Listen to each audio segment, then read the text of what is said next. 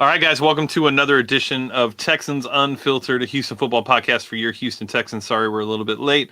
I'm James, and I'm joined by my friend and co-host again for the second week in a row, filling in for John as he has his second baby, Texans Thoughts, a.k.a. Jordan, or Jordan, a.k.a. Texans_Thoughts on Twitter. You can follow him on Twitter. You can follow me on Twitter at Houston FB Pod Guy. You can follow John at John A. Wade 3. You can follow Patrick Storm at Patrick Storm TU, and you can follow Jair at Jair Sports TU. Jordan, what is going on, dude? I'm doing great. I just wolfed down a pizza in like 2 minutes. It was horrible, but it was amazing. It was less than that. Oh yeah, you saw. You killed it, bro. But I'm excited to talk Texans, even though we're coming off a loss. I think there's a lot of positives to take away, and with the news today, there's a lot for us to talk about and get excited about. So I'm ready. How are you doing? Yeah, I'm doing good. I think these losses have become a lot easier to swallow just because of like where we're at in the season, interim head coach, young guys, some young guys playing, and just like it's just like what kind of expectations should we really have moving forward? So while the loss sucks, and like the biggest thing that left imprinted in my mind was just watching Deshaun Watson at the end of the game sit at the end of the bench and put a towel over his head, and you could just see he was disturbed. And it was really cool to see Tim Kelly like stay there, and like if you watch the video, like Tim Kelly's there, he's like patting him on the back and like talking to him, like you could see he cares. That's great. But that was like the biggest thing that left me in my mind this weekend, and kind of what inspired me to write that article that we wrote together was more, it's like, God, like Deshaun cares so much. It hurts, he cares more than anybody on that field. And I don't understand why nobody else can care to the point that Deshaun does. Yeah, I think when you're a professional football player, for a proportion of the league, it's a job for them. It's a great way to make money. Like, you're living out your dream. Like, great, you're getting paid to go play football. Like, how could you not love that? But there's some guys who are just wired differently. And Deshaun is most definitely one of those guys where this isn't just a job to him. This is a passion, and this is everything. And he's going to put every last effort of his soul into it. And so you really see that on the field, but you also really see that in his emotions too. And I'm with you. Like, that's definitely an image that should resonate with all fans and should resonate with Cal, which is also something you said. Like, he's got to right the ship, because we have our leader, we have our face of the franchise, and we just got to put everything else around him, and we'll be good from there. Yeah, I think, at this point, like the expectations for the season definitely, have gone down. But it's nice that, a lot of teams, when they're in this situation, don't have a positive. Like when you look at when coaches are fired and a new regime comes in, there's usually you're searching through trying to find positives, and you really can't find them because you don't have a quarterback, and maybe you have a running back, but you have a bad offensive line, and you don't have a quarterback, or your defense is bad, and all these other things. Like there's always a ton of issues. But then when you look at the Texans, it's like it's very easy to not be discouraged about where this Texans team can be, because you have Deshaun Watson at quarterback. Like, he was incredible again on Sunday.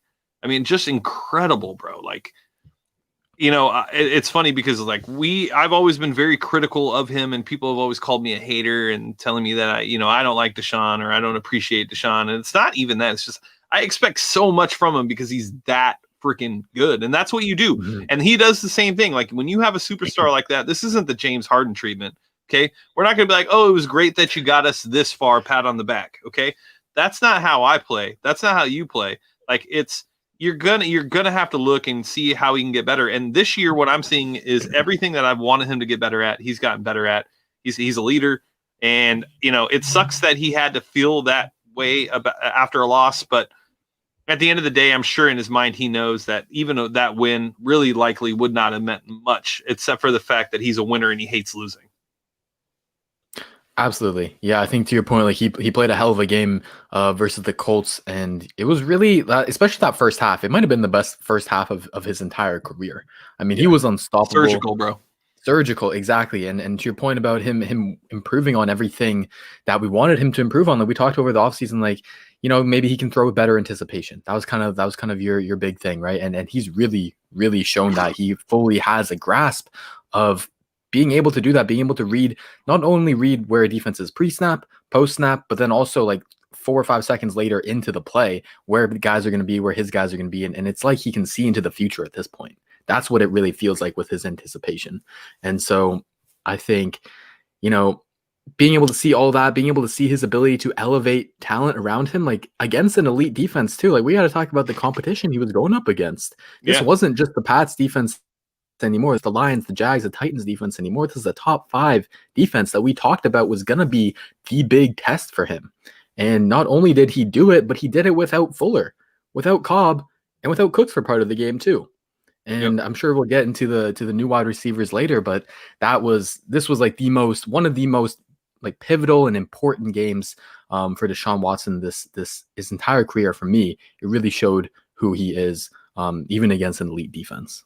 Yeah, and I think the biggest thing to take away from the game, outside of like his performance against the top 5 defense, it was more of his performance against the Colts. Because when you look at his performances against the Colts in the past, he's never really had that, that big game, right? Like he's never had the game where it's like you should win because Deshaun was Deshaun. Like usually he struggles. Eberflus is very good at disguising coverages and confusing quarterbacks, and he's gotten into Deshaun's head a couple times, not just the wild card, but also in the regular season. You like that the 0-4 season, like we basically won because Frank Reich went for it on like 4th and 1. So there's just so many different like things about this that are very positive. And the biggest thing is that you're going to be likely going up against that Colts team and that Colts defense for the next couple of years. And it looked on Sunday as if Deshaun Watson figured out that defense and was able to pick them apart. And it's funny because but maybe 3 hours ago when I was watching the All 22, it kind of clicked in my head. Was this a game where, and I'll let you answer this because you're just as good on the X's O's, and I love when you talk it, but is this the one game this season where you can point to, like you can point to every game, but this is the one game where I can point to and be like, without DeAndre Hopkins, this team is better against the Colts. And the reason why I say that is because he's not having to force himself to go to DeAndre. So when you're playing a defense like that and you're thinking about going to your number one guy, it kind of makes it difficult, especially if he's double covered or they're just disguising the coverages. But when you have 5 guys on the field that you can go through your reads a little bit quicker and start to hit the open guy, it seems to make Deshaun's job a little bit easier. Yeah, I hear you out. I hear you for sure. And I'm with you on the sentiment that Deshaun has really taken that next leap without Hopkins, especially from a progression standpoint. And I think this, to speak to your point about the Colts in particular, like their zone defense scheme, like you said, has killed us over the years. And what it does is it forces the quarterback to make quick decisions, quick reads, because their linebackers are not normal linebackers. Right. They are fast in their coverages. And so they'll be in zone, but it'll seem like they're in 3 places at once. Yep. And so for Deshaun earlier in his career, where he's going to stare down Hopkins for a little bit, it might take him some time to get to his second and third reads. You can't have that versus this fast of a zone coverage team. You can't. And so I feel you for sure. I think it was a perfect example of how dangerous a quarterback in an offense can be when every weapon is kind of treated as a wide receiver 1 in the sense where you don't know where he's going to go to. Right. And so he's literally scanning. I've never seen him scan the field this well. I think that's the biggest thing that he has improved on is he will literally go from sideline to sideline with these reads. Like it is crazy. And yeah, that was definitely a big positive as well. Yeah. And just to be clear, I'm not trying to say that DeAndre Hopkins isn't great or anything of that nature. It's more of the fact that, when you have a number one, your idea is to get them involved. It's not like it's not about him being a diva or asking to be involved. It's just part of the offense. It's part of the game plan. When you have that type of guy, you utilize them. And when you don't have that type of guy and you have Chad Hansen and you have Coutee and Brandon Cooks and these guys out on the field, it makes things a little bit easier. So with that, I think it's a great segue into Chad Hansen, Coutee, breakout game for Coutee for sure. I want to say a breakout game for Chad Hansen because the way that he played wide receiver for us on Sunday was exactly the type of wide receiver this team has been missing all season. somebody who's willing to go out, make the catch, not worry about getting hit, and just he very good route runner, which Oh yeah. that was the part that surprised me the most. I had no idea. I mean, we haven't seen a lot of him, but he ran some crisp routes. But his attentiveness, on that tip play, and then the two big catches, at least in my mind, and it's not like in the sense of what they accomplished on the field. It was just the catches themselves across the middle on posts, basically going up, grabbing the ball, and getting hit straight square into the ribs and coming down with the ball both times. Yeah, I think he, like you said, like he brings an element and a skill set that we needed. Like we've seen what this all speed guy, kind of smaller guys can do, and it's dangerous. But as an NFL offense, you need to be able to throw defenses different punches, basically. And at 6'2", he's not the fastest guy, he's not the quickest guy, and with his routes, like he's real surgical with them, and he's real physical with them. And you pair that with his contested catch ability, and you've got a very good kind of mold of a player to work with. And like you said, like his route running is really great. I was really surprised when I watched it last night. He does very good to kind of get right up into the cornerback, get into his space, get into his face, and then he'll push off. He's kind of got that DeAndre Hopkins little subtle push off at the stem. I'm not saying he's DeAndre Hopkins, but that's how he likes to win with his routes. And so I was really encouraged to see that. Yes, it's just one game. Yes, it's a small sample size, but we're going to see. I'm pretty sure he's going to play these last few games of the season, and we'll get a bigger sample size of that. And if he can become a viable wide receiver 3, wide receiver 4 option, that gives us great flexibility to do whatever we need to with Cooks or Cobb, whether it's restructure, whether it's trade, whether it's cut. It gives us, number one, it gives us like more leverage, because you talk to a guy like Brandon Cooks and you say like, hey, yeah, we like you. We like what you've done for us, but maybe not at your price tag. If we can work out a restructure, that'd be great. And he's going to counter back and say, well, what if I don't want to work out a restructure? What are you guys going to do? And then we can say, hey, we got Chad Hansen. We believe in him. Deshaun believes in him. And so, you know what I mean? So I think it's just having more talented wide receivers, it can never be a problem. Yeah, no, I agree. I think it's going to be interesting to see how we use Chad moving forward, because we do need a guy like that, and it also just gives you something to build on in the future. I think one thing that needs to be talked about a little bit more in regards to Chad Hansen is who he did it against, and what defense he did it against. It's not like he went out against the Lions, the Patriots. He went out against, like he said at the beginning of the show, a top 5 defense, and performed. I mean, this was the first game all season that we had 2 wide receivers over 100 yards. And I believe if Cooks would have been playing, there was a good chance that we might have actually had 3 wide receivers at 100 yards. So it just speaks to who he is. And now let's also talk about the other guy, the guy that's been in the doghouse, hasn't been given the opportunity. And you and I both, I think, had our reasons as to why we also believed that there was, why he was there. And a lot of it inside the locker room as well. It's just that he didn't work as hard, or he had an attitude about a lot of different things, and really wasn't team oriented.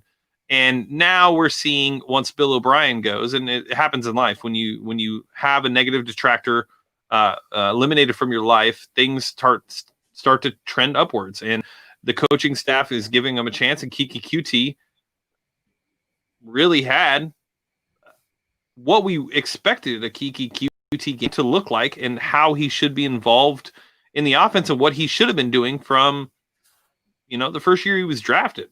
Yeah. And we saw it that year, but then we haven't seen it since. So it was very exciting to see what Keke was doing. I'm so glad that he was a part of the offense. I'm so glad that Deshaun trusts him, and Chad Hansen too.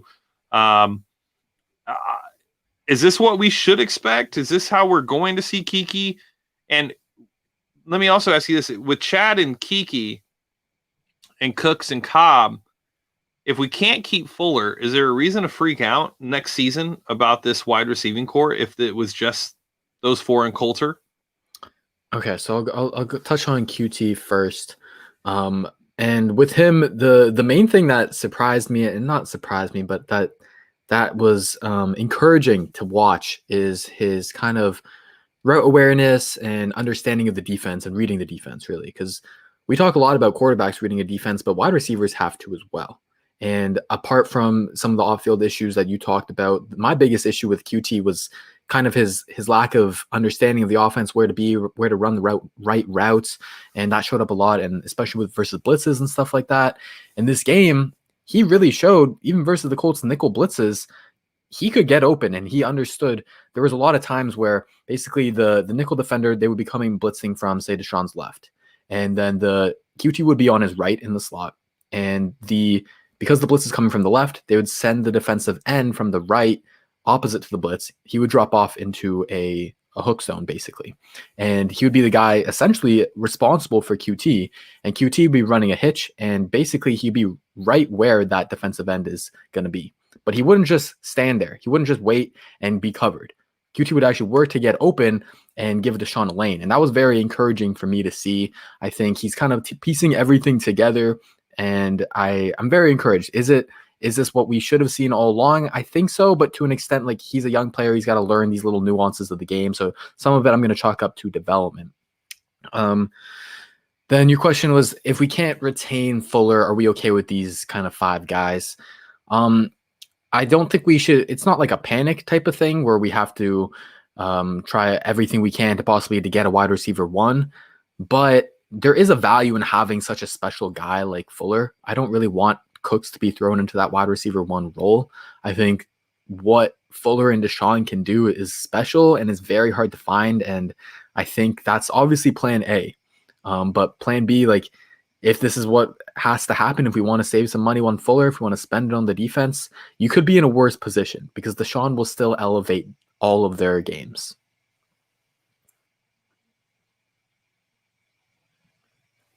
I think you're still muted, Joe. I think it's, sorry, my computer is so laggy. Yeah, no, I think it's fair. I mean, I definitely think you still want, look, ideally we want Fuller on this team no matter what. He just opens the offense up in a way. But I think on Sunday, what I walked away from thinking was it's really not going to matter who's on the field.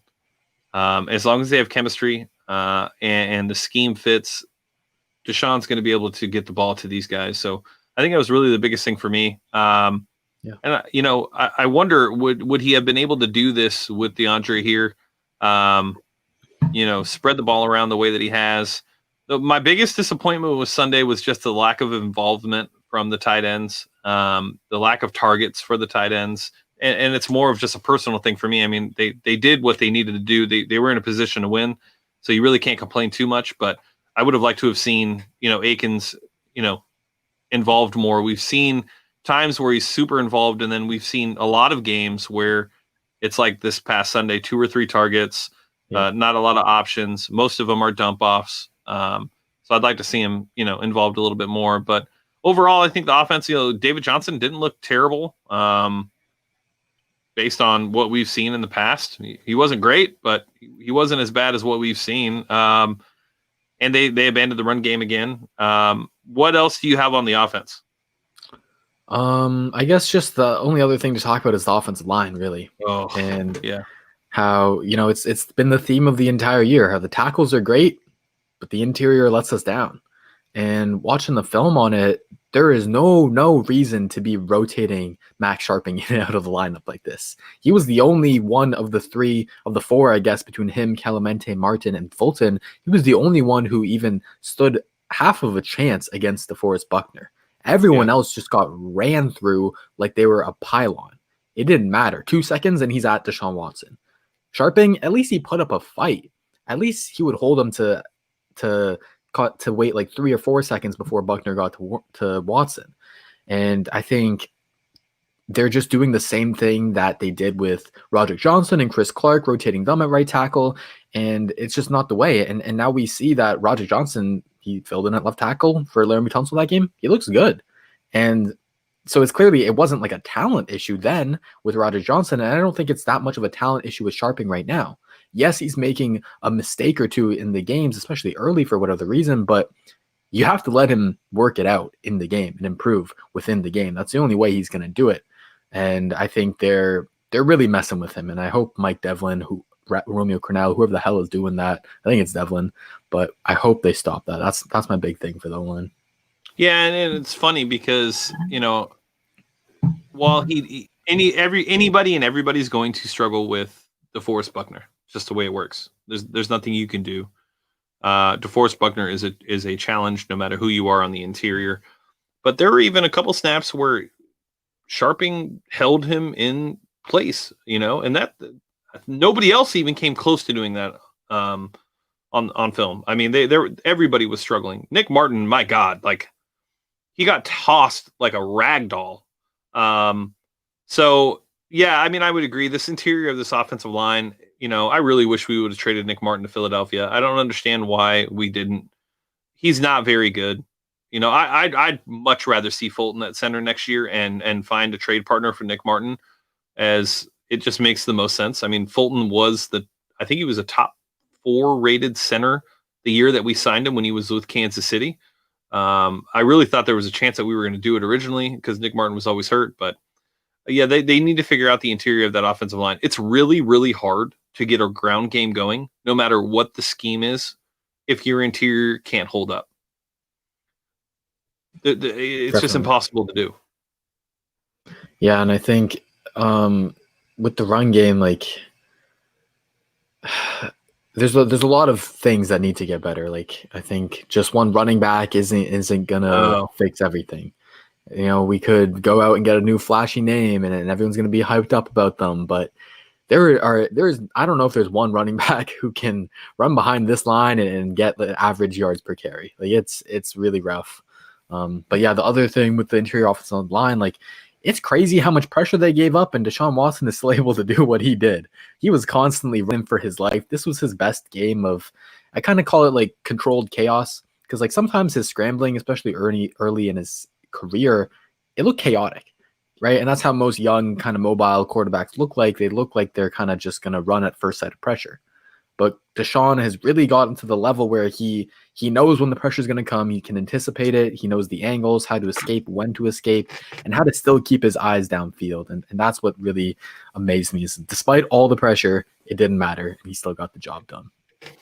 Yeah, I mean, he really is a magician out there. It's really insane.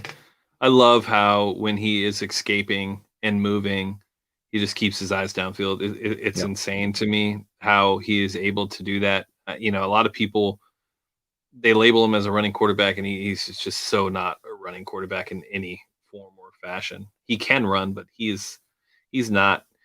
Quick question, Jordan. Do you think, as much as we hate Bill O'Brien and for what he's done to the franchise and how he's handicapped us and things of that nature, do you think because Bill O'Brien is who he is, Deshaun did become a better pocket quarterback than he may have had there been another coach? Does Bill O'Brien deserve some credit for the development as a pocket quarterback? It's hard to tell because I see where you're coming from. Like if you ask a quarterback to be in this situation where he has to work on passing from the pocket, if you consistently ask him to do that, get reps on that, yeah, he's going to try and improve because you have a guy like Watson who's going to put in the work and time and effort. So I guess that's kind of in a way where he influenced his career arc. But I think the real like fundamental improvements that come from that don't really come from Bill O'Brien's coaching. It comes from Quincy Avery and other quarterback coaches that Deshaun has worked with. But I guess you could say that Bill O'Brien played a part in that. Yeah, I'm just, because when he came out and the way he was profiled was a runner. And then when he was drafted and after his, second season, a lot of people, fans, media were asking for Bill O'Brien to let Deshaun be Deshaun, use him on more designed runs, things of that nature. And Bill O'Brien steered clear of doing that stuff.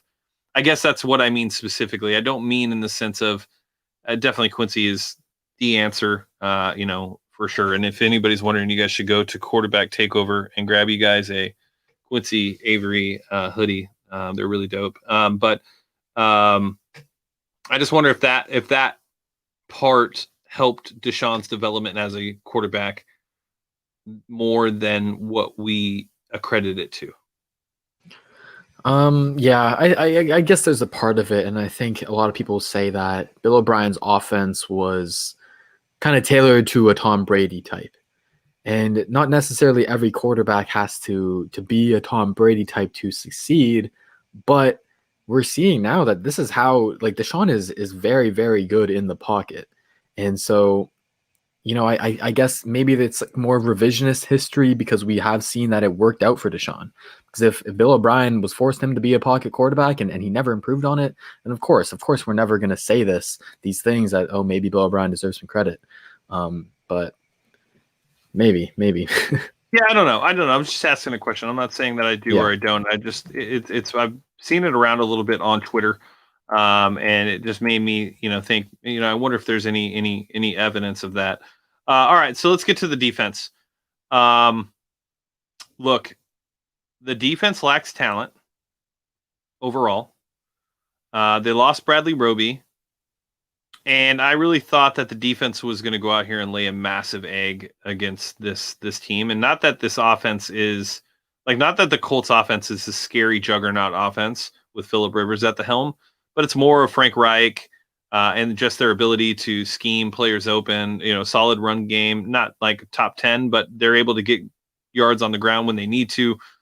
Different styles of running back between Nyheim Hines, Wilkins, and Jonathan Taylor. And for the most part, I would say that this defense exceeded my expectations with their performance on Sunday. What are your thoughts? Yeah, I actually thought they had one of the better games of their season. Really quick, I'm surprised they actually didn't use Nyheim Hines more versus our linebackers because he's killed us a lot in the past. But kind of talking about the formula of why we had such a successful defense and particularly in the second half is they were able to consistently create negative plays on early downs, on first down. JJ Watt was tearing it up with tackle for losses. Charles Omenu had one as well. And those negative plays, when you're going up against an offense like the Colts, who, like you said, they're not the biggest, like highest firepower offense, they rely on kind of getting those 3-4 yards on first down with their runs or with their quick passes. And so when you get them off their script, when they're in these second and longs that turn into third and longs, that's when you're really at an advantage. And that's when we saw Anthony Weaver could really just dial up his blitzes. All season we haven't been able to see him blitz as much as he wants to because we're never in these third and long situations because our run defense has not been great. And so now we're finally getting that chance, and Weaver will show it that he knows how to scheme it up. He's schemed up AJ Moore very well this game. I forget who else had a blitz. I think that was it actually, but yeah, Zach Cunningham. That's who it was. Cunningham's been getting involved more in the blitz game, and he killed a running back on one of those plays. I forget who it was exactly, but that was disgusting. So yeah, I think that's kind of the formula of what I saw. Yeah, the aggressiveness, and we talked about it last week. Just the exotic, all the stuff that we heard in the offseason it looks like it's starting to come to fruition. Whether it's the aggressive blitzes, or everything else that Anthony Weaver's doing. It looks like the D-line is learning how to play a little bit more disciplined and staying in their gaps, which is we've said it. We've been screaming since week one that's really the major fix for this team when it comes to their run defense. And in the first half, or actually in the first 3 quarters, really, they looked like they were going to be fine in the ground game, and then Jonathan Taylor got going. But yeah, I think ultimately when you look at who the corners were on this team this last Sunday, I would have never thought that we would have held the Colts to 27 points. I know that's like a low bar, but when Vernon Hargreaves and Phillip Gaines are out there taking a majority of the snaps, it's pretty interesting to know that we were able to do what we did on Sunday. Yeah, it's T.Y. Hilton. He got off to a hot start. I think he had 100 yards in the half. First half, but the second half, it was almost like shut out. And it was great to see that, they weren't just going to kind of concede to him. They weren't just going to be like, oh yeah, you know what? It's another T.Y. Hilton game. He's going to put up 300 yards on us.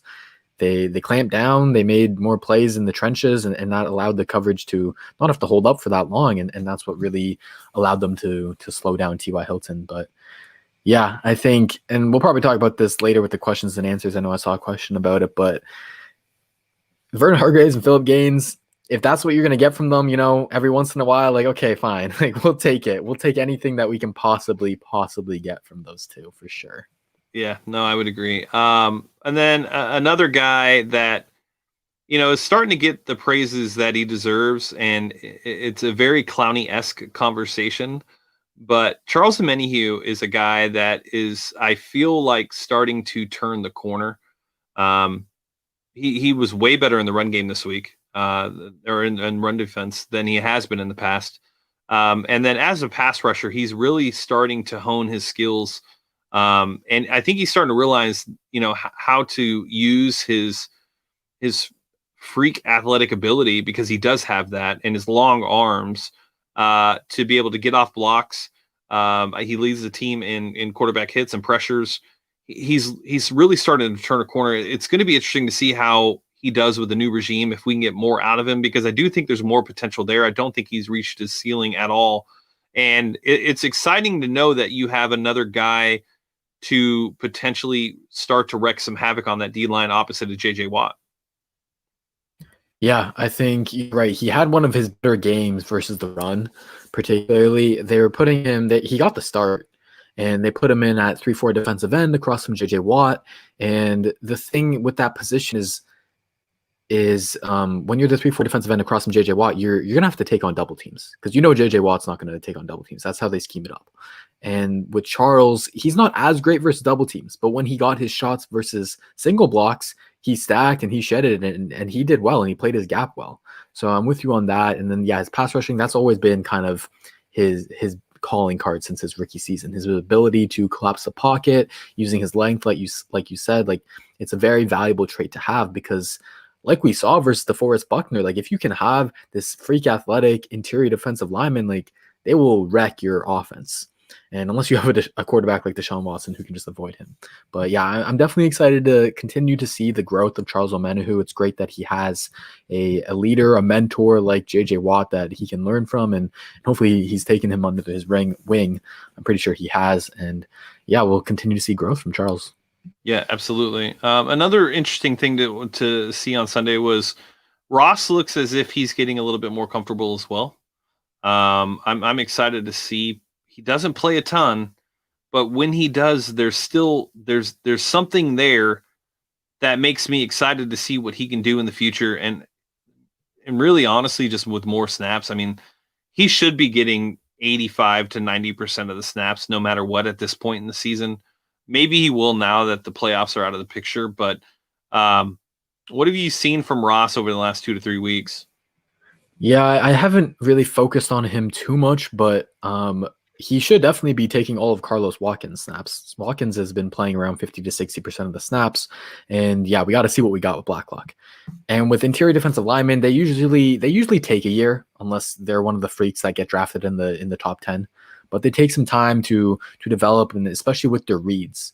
And that's the major thing I've noticed with Blacklock is he doesn't play up to game speed that he needs to be right now. It looks like he doesn't have as much juice. And it's not that he's not an athletic dude. He's a very athletic defensive tackle, but as a defensive lineman, you're reading the offensive lineman in front of you. And when you're kind of newer at this NFL level, it's going to take you just that split extra second to read what is happening in front of you. And sometimes that can take an entire season to develop. And so I think that's what we're seeing right now with Ross, and that should come with time. That should improve with time, that he'll be able to make these reads faster, he'll be able to shoot gaps faster, and he'll be able to play faster. And that's what's really going to help him right now. Yep. No, I agree. All right. And then in regards to the rest of the defense, I'm trying to think. There's somebody else I wanted to mention, and I totally slipped my mind. Jay Reed and Zach are getting back to the thing. Jay Reed and Zach. That's it. Jay Reed specifically. And Lonnie, even though Lonnie, I put the tweet out and I didn't focus in on him on the All-22, but he looked a lot more comfortable when watching the game live on Sunday. He still had some errors that he's going to have. But are you seeing progression from Lonnie? Because on Sunday, at least on the live broadcast, he looked to be a little bit more fluid. Seemed to have a little bit more understanding of his responsibilities and his role. Did you see anything on the All-22 in regards to Lonnie? Yeah, there was one play in particular. Like you, I haven't really focused on him that much, but there was one play in particular that kind of speaks to his role. I think they've been trying to teach him safety and try and hide him at safety as the single high for most of the season. But he got some more snaps in the box this game. And there was one play in particular where we were running kind of this invert defense where Lonnie Johnson came down from the top. He worked in the box, and Tyrell Adams actually went and played the single high safety. It was this weird blitz, and I like the creativity out of it. And it was actually, I think, the AJ Moore sack. But on that play, Lonnie Johnson, he's manned up against a tight end, and you see the hips of Lonnie Johnson. You see the fluid hips that he's been working on all offseason. He looks like a damn cornerback on that one play. He's flipping left and right, and the tight end, he runs like a curl route at the sticks, and Lonnie swaps right on a dime with him. And so I think that natural athletic ability, you know, it's still there. I think a better role for him, honestly, is that man guy on tight ends that we kind of imagined for him last season. I haven't watched a whole lot about his reads improving as a single high, but I think that could be the best role for him going forward. Yeah. Do you think, just prediction, do you think that he stays at safety when the new regime comes, or do you think that he ends up going back to cornerback?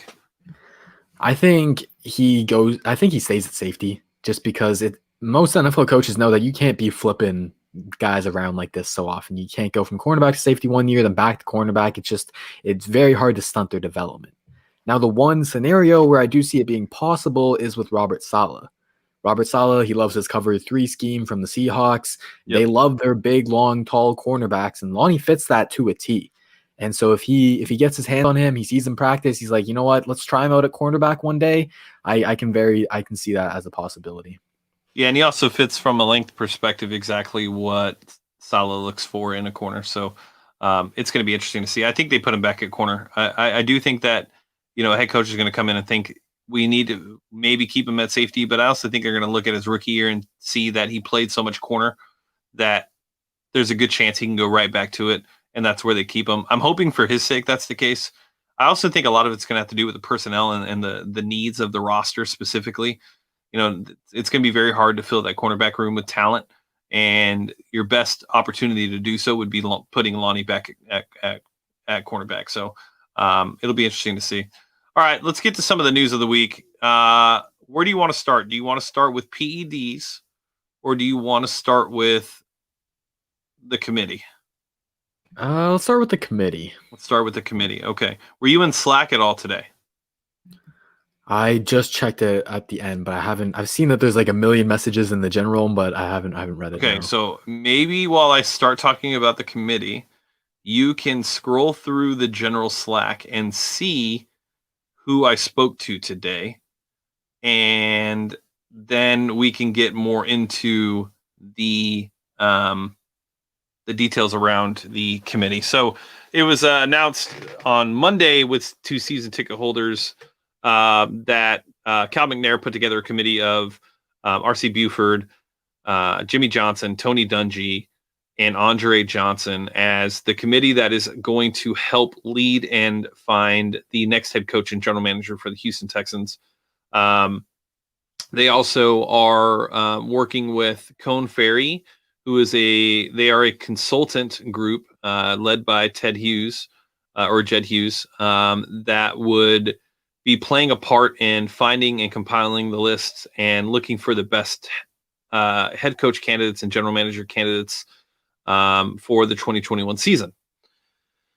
So it's very interesting that came out today. And once it did, I did my little sleuth detective work and started to send some emails and got a response back, and then got a phone call. And I will leave the person's name out of who I spoke to.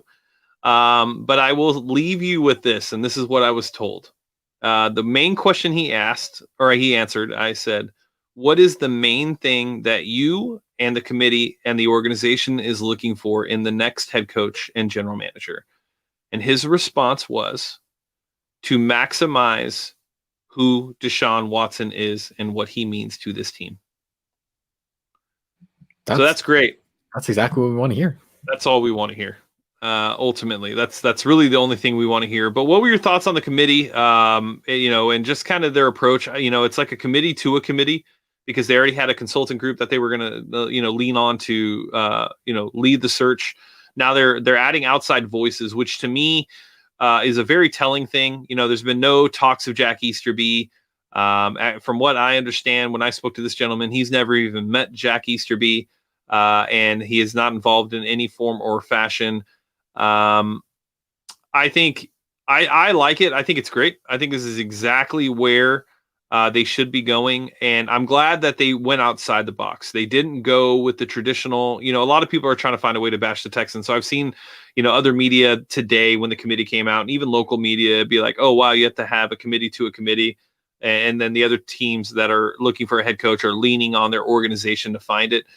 I actually like the outside of the box because it gives you another perspective. It gives you another idea. You're not closed-minded and you're kind of open to everything. And it means to me that they're going to cast a wide net instead of honing in on their one guy that they believe is the right guy. It's more about finding the right guy to me. And it seems that's the approach that they're getting. Yeah, absolutely. And first of all, I want to say, God damn, that must have been a hell of an interview. Must have been sweating balls. Yeah, it wasn't an interview, but yeah, totally. Or like a phone call. I was like, oh my God, what? Jesus Christ. Yeah, but he can't come on the show. But either way, it's cool. Makes sense. Yeah, makes sense. Yeah. I definitely am all for the committee. I think there's, like you said, a great benefits of getting a fresh perspective and having more voices, more smart, educated voices in Cal's ear, the better. The less that he has to hear from Joe Easterby, the better. And the thing is, it's not just some committee that they put together. It's not some five. It's not even just us that he's like talking to, right? It's 4 or 5 very successful people at what they do. And you've got different kind of skill sets or perspectives that they bring to the table. You got former players, you got Andre Johnson, who and Jimmy Johnson played, and they know what players are going to want to look for in a head coach. They know what qualities those guys are going to want. And you also got Tony Dungy, who's a Super Bowl winning head coach. So he knows what it takes to coach. And they're all successful. They're all winners. So, and then I also like the RC Buford one where he's a GM himself.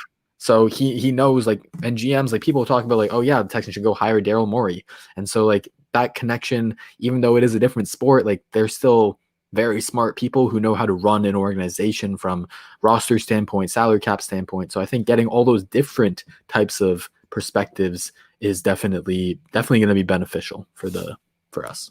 Yeah, I agree. I think the fact that they're thinking more about Deshaun and how they're, we've all gone back and forth. What's best, offensive minded, defensive minded? Where do we go? And when Rivers put out the article last Monday or last Wednesday, just talking about what he was looking for, he made such great points in the sense of what we do best, and what we do best is Deshaun Watson.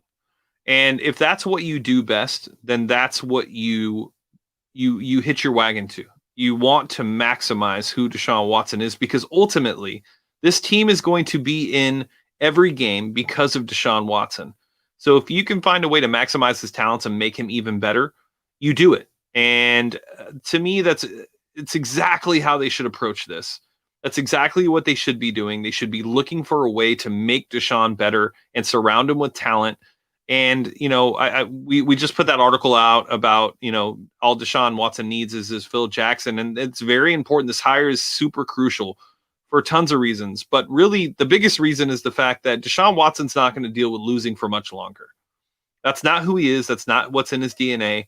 That's not who he is as a person. He's a winner. And it's one of the characteristics that they did overlook it when when people were drafting a quarterback in 2017. They didn't look at his winning. They looked at all of the other attributes that, GMs and draft analysts look at when it comes to a quarterback. And I really think that this hire is really the most crucial hire that this team has ever had, because they've never had the pieces in place to be able to go out and make sure that they get the right guy to be able to establish a winning culture and surround Deshaun with the type of organization he needs to feel comfortable in to want to be here forever. And that's ultimately what we want to see and should see. And it sounds like that's the path they're going on. And that's what makes me feel 100 times better about the situation. Yeah, absolutely. I think I've seen some people say like, "Oh, don't get too excited. Yeah, don't celebrate yet. Like they still haven't made the hire. You still don't know who they're gonna hire." And screw that.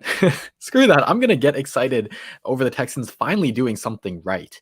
Yeah. After this entire year with everything that has gone horribly, they're finally, it seems like they're going in the right direction. They're making the right moves. And every little win, yeah, I'll celebrate every little win because we're so used to this franchise doing everything the wrong way. And this is finally something that should steer the ship in the right direction at least. And I'm so excited for this offseason. So excited just to speculate what's gonna happen, just to finally see what's gonna happen, how all the pieces are gonna work together, and we'll get back on the winning train. Yeah, and to be honest, Jordan, do you think that with Deshaun at quarterback that this is a full rebuild? No, I really don't. I think this how this season has gone, how many games have been one score games where we've been close and these two, I don't want to say fluky, but a little fluky losses to the Colts and to the Titans. I think someone And said the like we're Vikings. and the Vikings and honestly so many games like the Browns game was a one score game, it was a weird game. We should have won that. The Steelers, we were up at half like Yep. that we just fell apart. There was a lot of winnable games and it's tough for a team to consistently win one score games. We were great at it last year, but this year a lot of things have to go right, and some of these big plays that happen, big momentum plays, if they don't go your way, that's all it can take. It can take one game, one play to sway a game. But yeah, with Deshaun Watson at quarterback, it's not going to be a full rebuild. It's not going to be a 3 to 5 year rebuild like someone like the Jets, like someone like the Jaguars. They haven't found their quarterback yet. Yeah, they're in line for a Justin Fields, a Trevor Lawrence, but they're still unknowns. How many number one quarterbacks, number two quarterbacks recently have just not really panned out? Carson Wentz, Baker Mayfield. I'm sure there's others, but those are the two first that come to my mind. And so even that is not a as guaranteed as a Deshaun Watson. And so, in my opinion, on the very optimistic spectrum of it, we can be a playoff team next year. But I think being very, very realistic in 2 years, that's really when we can get into that contention and have a very, very strong team built around Deshaun Watson.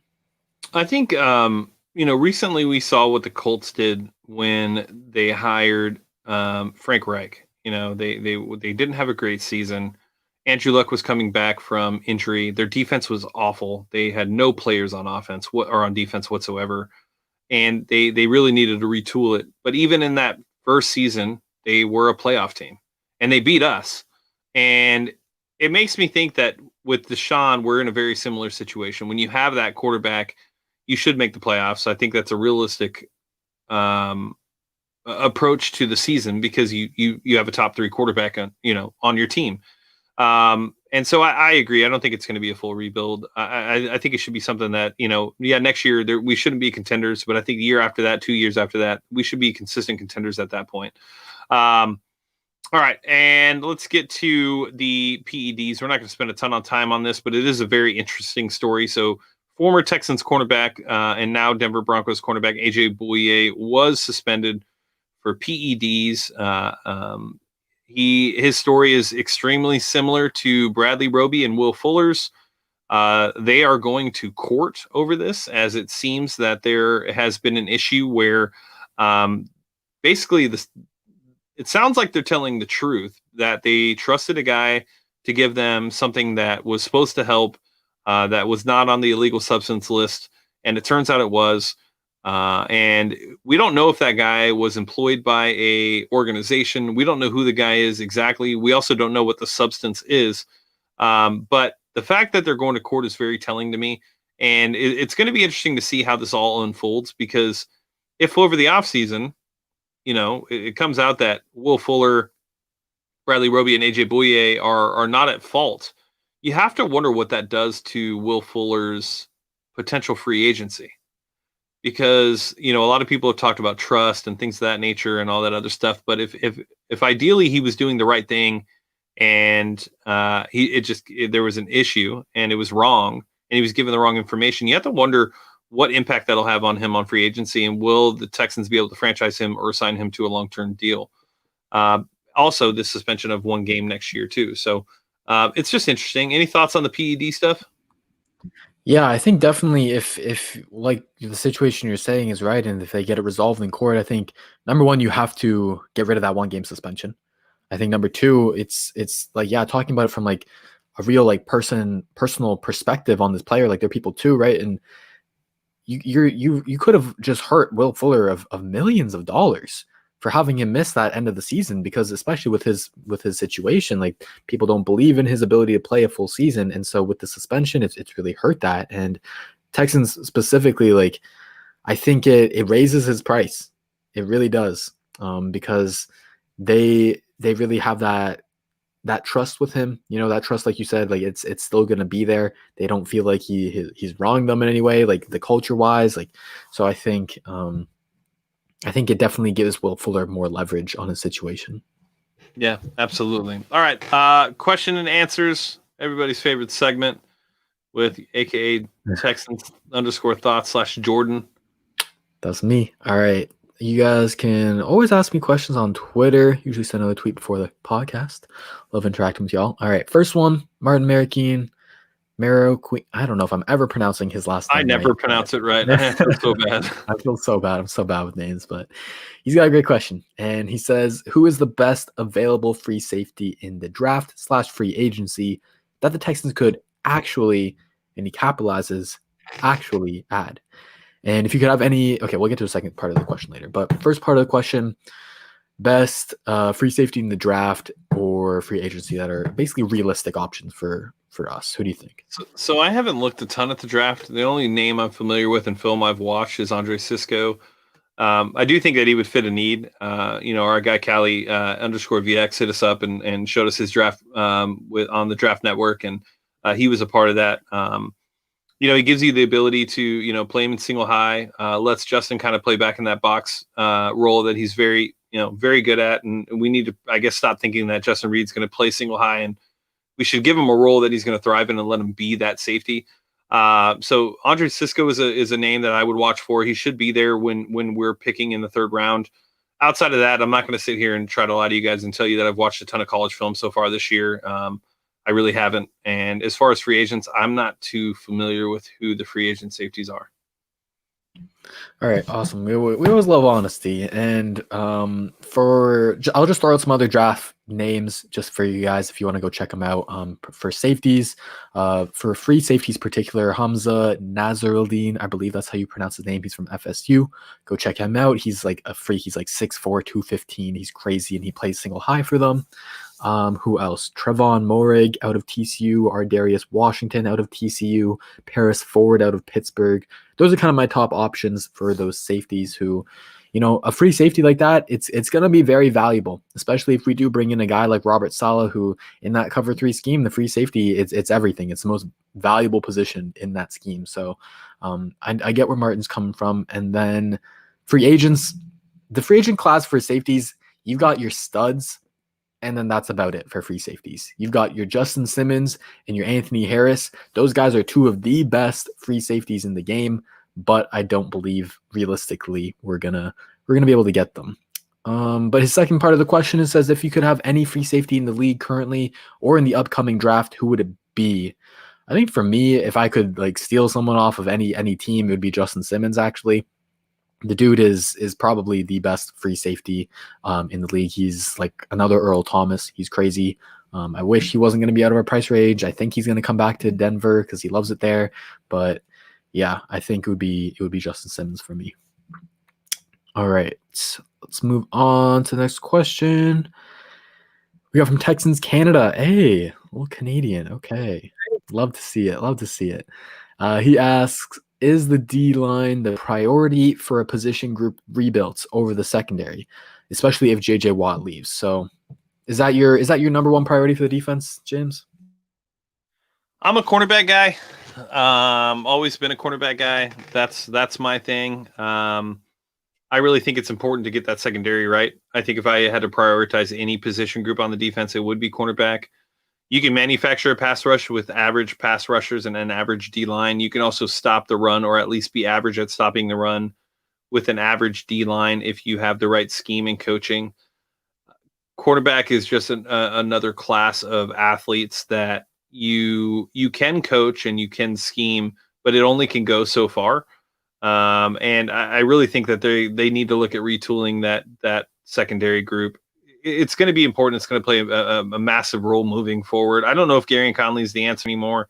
I know I was extremely high on him, and I really was excited to see what he could potentially do this season. I really thought that he was going to have a massive impact, and I still think that if he would have been on this team, there would have been some differences. But I see Pat Peterson as a free agent. Pat Pete was my favorite corner 3 years ago. I haven't seen a lot of Pat Pete film that I would say this season is making me want to go pay him what another team would likely pay him. But I would focus on the secondary. I think it's probably the most important piece on defense. You have your linebackers pretty much set up, whether it's with BMAC or without. Charles Omenihu is turning into something. We don't know what we have in Ross. They say JJ is going to be traded. I don't know if JJ is going to be traded. I don't think he will be. I think he's going to be here. I think he knows internally that it's really not a rebuild and that he could win here. And I think that means more to him winning here than it would if he went somewhere else to win. And so if you have those three guys, you can draft somebody to help and build some depth. And I think with the corners, you're just going to have to really just add 3, 4, maybe 5 corners. Yeah, definitely. And there's no wrong way, there's no correct way to build a defense. It really comes down to what your head coach wants and wants to implement. If we go a Robert Saleh, a Matt Eberflus route where they're kind of more zone heavy, they don't blitz as much, and they rely on their front four to get pressure, then in my opinion, we should go retool the defensive line. That'd be number one priority. But we could go in a different direction. And to speak to your point, kind of, I think free agency is where you're going to get the most value with cornerbacks, and then with the draft is where you can get the most value with defensive line. So that would be kind of my route. All right, next one, Grayson Holmberg. He says, any chance we see Chad back in the starting lineup, and you think Reed or Armstrong or Crossan will see starting time with how awful Gaines and Hargreaves is? Oh man, he's got 3 questions here, so we'll get to those ones later. But basically, Chad Hansen, he's going to be starting again. And What about the other cornerbacks? Yeah, I do think Chad Hansen will start. And I don't see any reason for him not to. I don't think Cobb's coming back this week. If so, we would have activated him either today or it would be tomorrow. So Hansen will be playing. As far as cornerbacks, look, I'd like to see Armstrong. I'd like to see Crossan, not because I think that they're like cornerstones or players that you could potentially build on, but just because it's a different type of cornerback than what we've seen with Hargreaves and Phillip Gaines. But we won't. We haven't seen John Reed enough. There's no reason for us to think that that's going to change all of a sudden. Now, maybe it will because, even though we're not out of the playoffs, the likelihood of us making the playoffs seems to be not realistic. And I would hope that they start to go with a younger movement as far as these guys, but there's no reason for us to think that there's going to be any changes. And not that Cornell Armstrong or Keon Crossan are younger, but John Reed specifically, we do need to see what he has. He does need to get snaps because he can build off that in the offseason and come back better next year. But I don't expect to see any changes in the secondary. Yeah, I'm right there with you. Like you said, like they've shown us no reason to believe in change at this point. If it was going to happen, it was going to happen last week. If it was going to happen 2 weeks ago, it was going to happen 3 weeks ago. But it hasn't. And so I don't magically expect something like that to change. But yeah, I'm with you. Chad should be back. Hopefully he can build on the chemistry he showed with Deshaun Watson. All right, next question from Grayson. Do you like the potential of Lonnie and Justin as the future safeties? I'll just talk about that real quick. I think it's definitely something that they're both athletes. And when you're athletes like that, you can coach them up and you can really improve their play at the safety position. And I think they're both smart players, and that's what you need from safety. So I do like the potential of them, but I don't like them so much to the point where I wouldn't be willing to go out and get a stud safety, if that makes sense. Last question. What do you think about Wayne Gallman? I think he's the running back for the Giants. I'm assuming he means he's a free agent and maybe he could be a pickup. I personally have not seen Wayne Gallman since Clemson, but I did like his Clemson tape. So maybe he could be a cheap running back we add in free agency. All right. Next one from Mike Marzula. And he says, if Hansen becomes a solid wide receiver, what do you see the wide receiver corps looking like next year? And so I guess you kind of asked me this question already, is can Hansen be that guy where if we don't bring back Fuller, Hansen, QT, Cobb, Coulter, Cooks, that's not a bad wide receiver corpse whatsoever. It's not like top 10, but it's like a good maybe half of the league. And I think Deshaun, like you said, like it doesn't matter who's out there, we're gonna be all right.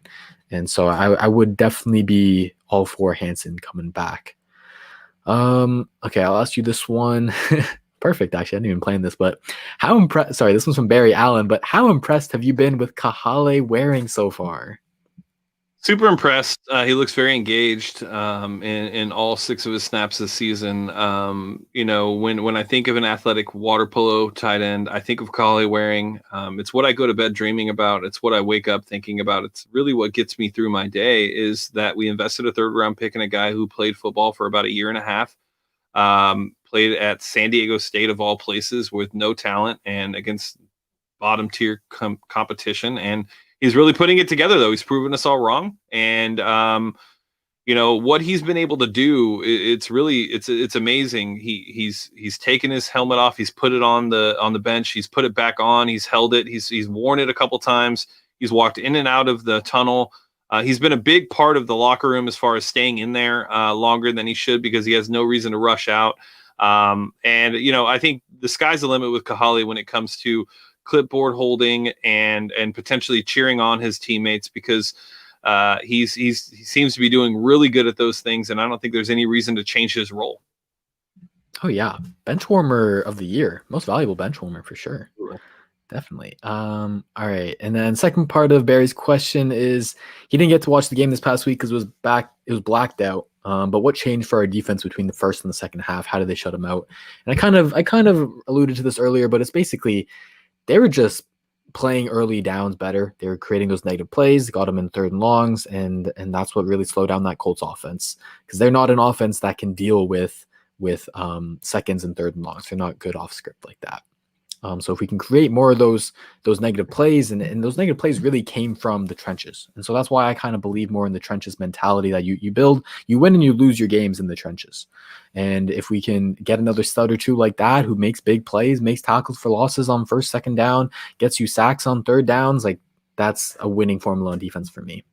Yeah, I also think the fact that the Colts didn't run a lot in the first half is somewhat eye-opening to me because you would think that they'd come in ready to pound the rock, but there wasn't a lot of that. And maybe it's because the Texans defense was showing up on rundowns, or run plays, but I still would have kept running the ball, but that's just me.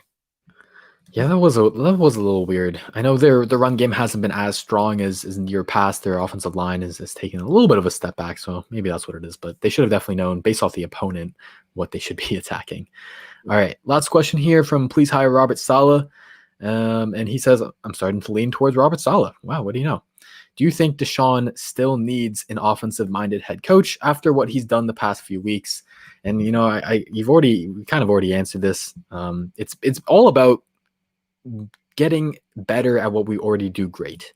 And if we can do that, then it's going to make losing games a lot harder because if you have such an insane offense with Deshaun Watson where you're going to put up 40, maybe 40 points a game, your defense, it's just gotta hang in there, man. It's just gotta not give up 40, right? So I think, at the end of the day, we have Deshaun. We want to keep him happy and we want to make him as good as possible. And I think that an offensive coach definitely would help with that. What are your thoughts? What does Dell do great? They build computers. So what they do, they continue to build computers. What did Apple do? They did the same thing. What did Amazon do? It's a business model that shows a ton of success just in around the world. I mean, when you do something well, you double down on that, and you try to maximize what you can, and you try to monopolize on the market. And with Deshaun and all the talent he has, it's not about needing an offensive-minded head coach. It has nothing to do with need. It's more about building on what you already are extremely good at. It's the only known about this team. There's no other known. There's no other known on this team whatsoever. You don't know anything about the offensive line except for the tackles. Sure, Tyrell Adams and Zach Cunningham have been great, but Zach has had down games this year. I mean, bad games. In a year where you got signed to a massive contract. You know, Tyrell Adams, he's been great, but he's also had moments where he's, you know, not necessarily been amazing either. And so, you know, you look at the cornerback room, nothing special there. Safety room, we love Reed, but he's definitely been in and out this season as well. So you just look at this team, the wide receiving core, nothing there. Running backs, nothing there. The only thing you have is Deshaun Watson. So you definitely build on that and you maximize his talent. That's what you do. But he doesn't need it. You just want to make sure that you double down on who he is as a quarterback and how he can make your team better. And I think that's ultimately what it comes down to. Absolutely. All right, that's it for the questions. Appreciate you all, y'all. Always love interacting with y'all, and more questions next week. And yep, absolutely. All right, guys. Well, that's our show this week. Appreciate you guys. Make sure you guys hit that like and subscribe button. Make sure you guys go follow Texans Thoughts on YouTube as well. He's always doing film breakdowns and providing you guys with great Texans content. He is the new Brett Coleman. I'm going to say it. He is. I think he's better than Brett Coleman, but that's just me. But that's who I am. Make sure you guys go follow us on Twitter as well at Houston FP Pod Guy. You can follow Jordan at Texans_thoughts. Follow Patrick at Patrick Storm TU. Follow John at John A Wade 3, and you can follow Jair at Jair Sports TU.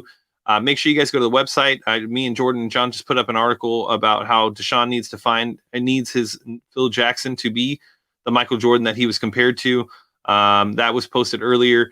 And make sure you guys go to manscaped.com, use promo code Texans if you guys want to get the Weed Whacker 3.0, take care of all the undergarment stuff that you need to take care of to keep your lady happy or your man happy. Either way, however you live your life, that is totally cool with us.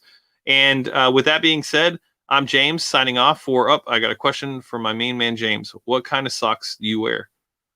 I wear crew socks, but I only wear Nike socks. Is that the right answer? Because that's all I wear. Jordan, what socks do you wear? Is that bougie? I'm bougie. I wear Walmart socks, whatever cheap ones I can find. Oh man, you have to have comfort. That's true. I don't know. All socks kind of feel the same to me. Really? Yeah, I don't know. Underwear. You only had Walmart socks your entire life? Pretty much. Yeah. Maybe that's why. Maybe I just we gotta get you some socks. Gotta get you some Stance socks or some Nike socks. Yeah, I mean, it changes the game. It definitely makes the shoes a little bit more comfortable. You get a little bit extra cotton and padding, and it can go a long way. So, yeah. Interesting. But thanks for the question, Lois Boy. I appreciate it. I'm glad I can answer it before we let the stream. But signing off for Texans Unfiltered, I'm James. That's Jordan. We'll catch you guys next week. I hope you guys enjoy the Chicago Bears and the Indianapolis Colts and Houston Texans this week. We'll catch you guys next week.